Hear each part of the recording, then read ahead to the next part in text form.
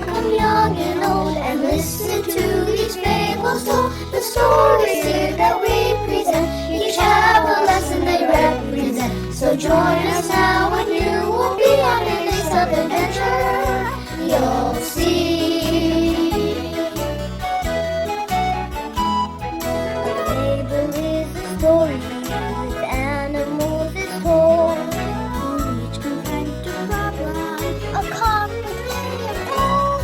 The moral is a lesson learned, a universal truth, to share us through all life's time when we are in our youth. Come on, come young and old, and listen to these fables told. The stories here that we present, each have a lesson they represent. So join us now and you will be on an Aesop adventure. You'll see.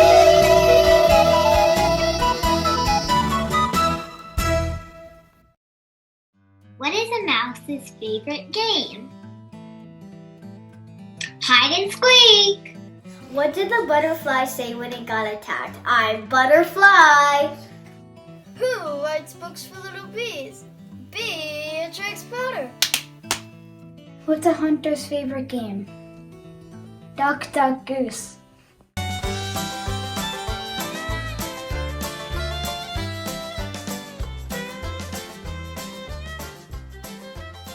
The great lion's eyes had just closed when a mouse ran across her large nose. She awoke with a roar, pinning the mouse to the floor, preparing to hit her with a mighty blow. Oh, please, your highness, spare me. Oh, listen to my plea. Although you are braver, I'll do you a favor if you let me go free. Haha, what good could that be? That idea fills me with such glee. Why, you are so small, there is nothing at all that you could do for me. Oh, but sir, you can never tell when my size could serve you well. My hearing is strong and my nose is quite long, with an excellent sense of smell. What good could that ever do? Even if your boasting is true, you make me laugh, so on your behalf I'll give your freedom to you. Dear Lion, you will not regret this decision, for I won't forget your kindness to me by letting me free. I'm forever in your debt. One day later, the lion was walking through the jungle, quietly stalking. She was caught in a trap by strong rope. She was wrapped and could be heard loudly squawking. Help, help, help, please, someone help! Though the mouse was much farther away, she perked up her ears to the fray. Her friend was in trouble, she roused there on the double, for she had a debt to repay. Oh, someone please help me quick! Some hunter has played a cruel trick. I'm lonely and scared and full of despair. I'm beginning to feel quite homesick.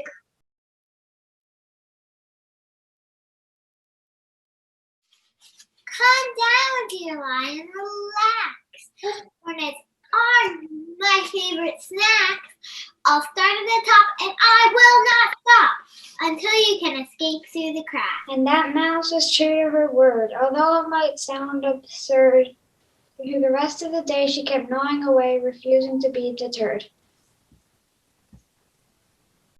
When the lion was finally free, she actually had to agree that the mouse had repaid the kindness displayed, just as she had guaranteed.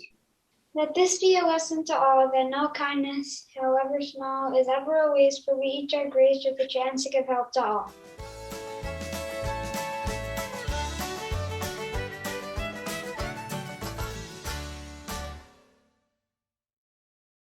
Why was a butterfly not invited to the dance? Because it was a mothball.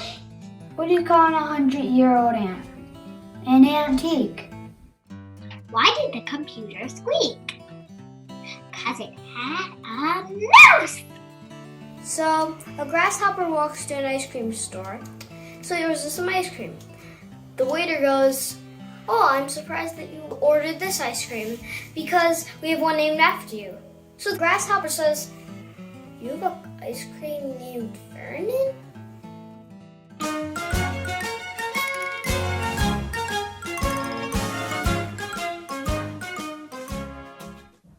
summer day in July, a thirsty crow flew high.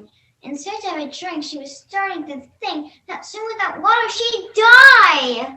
She was as thirsty as could be, yet no water around did she see. She could not even caw, her throat was so raw. She is near death, I guarantee. But then, standing among some ferns, her keen eyes spotted an urn. Upon closer inspection, she saw a reflection, and her mouth began to burn. Oh, look, just what do I see? Is there a wee bit of water for me? It's down in that vase. Oh, that forgotten vase. I'm as happy as can be. Let's put her beak down the hole to reach the water in the bowl. Let's watch her do it while there's nothing to it. Her happiness she just can't control. But the thirsty crow soon found that the water was too far down. For her to drink, she needed to think of another way around. There must be some way, I bet, for a crow to get a nice cool drink. Oh, I must think of a way for my whistle to wet. Then she noticed on the ground little pebbles strewn around. She hatched a plan, then oh man, she started to go to town. I have to analyze and even improvise. I'll put these stones in the water zone and make the level rise. And so one at a time, she dropped the pebbles into the pitcher plop. Though slow, that water, finally came up to the top. With the water at the brim, she perched up at the rim, drinking her fill, sipping until she restored her vigor and vim. The lesson to be learned is that there's more than one way to skin a cat. So if at first your plan is burst, just put on your thinking hat.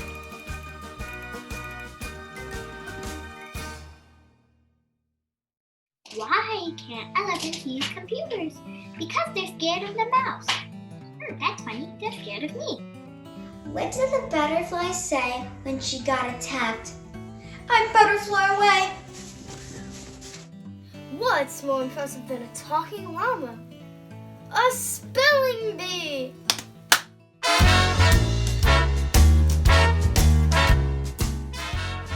There were once two insects who held very different points of view. The grasshopper would play while the ant worked all day, doing all that he could do. Singing and dancing is so much fun. I love to play in the summer sun. This life is a party. I'm socially hardy. From boring work, I'll always run. While munching on some sweet grass, he paused a while to harass this little ant who seemed to know what to do while working so hard at his task. That grasshopper hadn't a clue. While making such a whoop-de-doo, I must storage seed that I'm sure I won't need when it's cold and meals are few. Ant knew that when food is plenty, you save for when there won't be any. Then when it gets cold, you'll be consoled by the seeds stored, for there will be many. Oh shucks, there's lots of time for that. Don't be such a scaredy cat. This procrastinator will just do it later. Now's the time for getting fat.